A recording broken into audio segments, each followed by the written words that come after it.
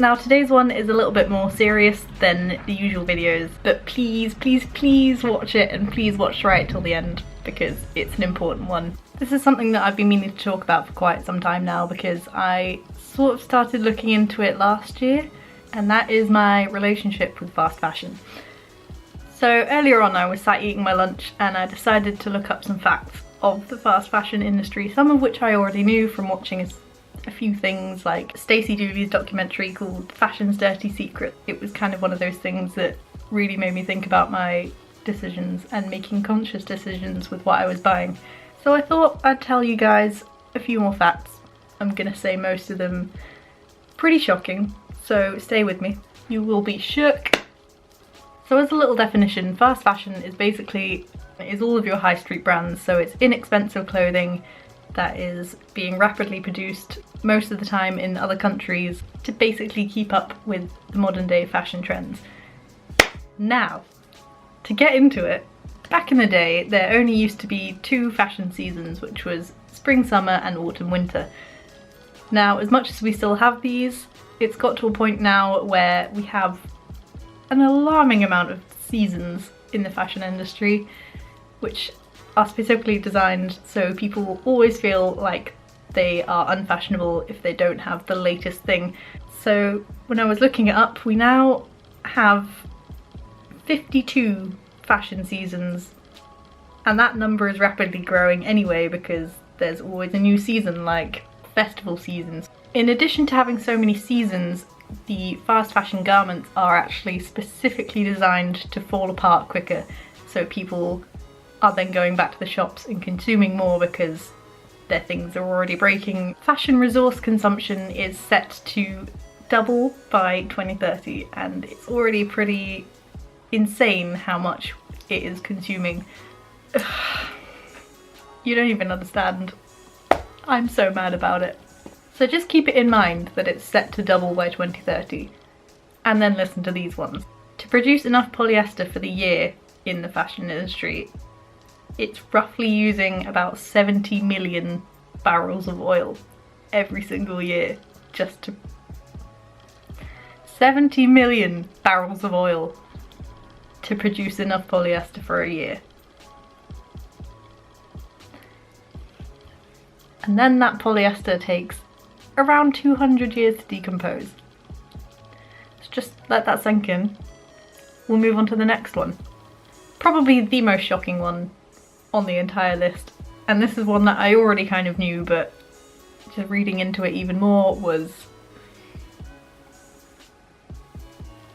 1 pair of jeans is the equivalent to about 1 kilogram of cotton, and to produce 1 kilogram of cotton it can take up to 20,000 litres of water to produce 1 kilo of cotton for 1 pair of jeans. And to put that into perspective, it would take you 5 to 6 years to drink about 7,000 litres of water. But you're using 20,000 litres on a single pair of jeans, or a single t-shirt. Yes, it can be done with less water than that, but that's madness. 20,000 litres. How? How have we managed to get to this point? Bear in mind that this 20,000 litres has been used just to produce the cotton, let alone dye it. You've then got to consider the amount of water it's used to dye and to basically finish off the product. And the people living around those factories don't have access to clean drinking water, because all of their fresh water is being polluted by all of the dyes used for fast fashion. Now in the documentary, I think they had traces of mercury and even arsenic in their water, and these are the people that are working for the fashion industry also. Apparently in Bangladesh, where quite a lot of the low-cost items are made, 9 out of 10 of the people working, their wages are so low that they can't even afford to eat on a daily basis. And that is purely so you as the consumer can get a cheap item and the cost can stay low. The people that are making it are not eating. Just putting that out there. So what I currently have an issue with is H&M. few months ago they brought out their Conscious collection.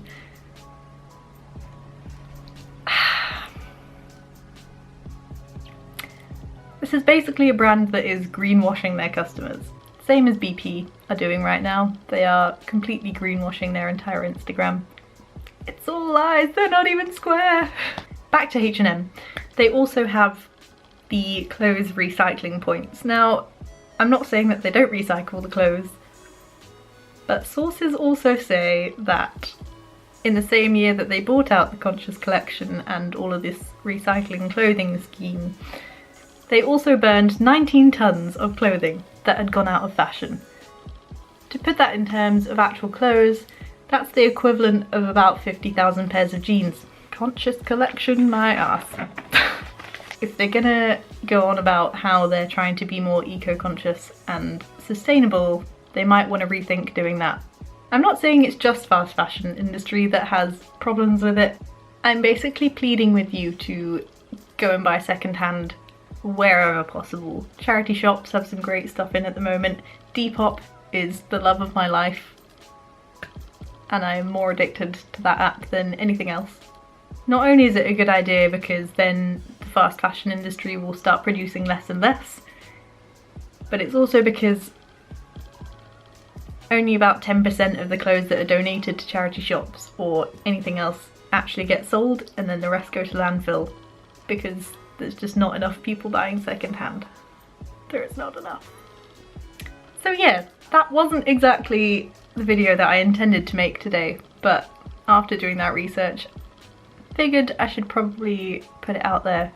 And if it makes you rethink your fashion choices, then that's a win for me. I have done my job. That's all I'm setting out to do with this video, is just change some people's minds, because it doesn't get mentioned. And it's really destroying the planet. Anyway, see you next week. Love you lots. Bye.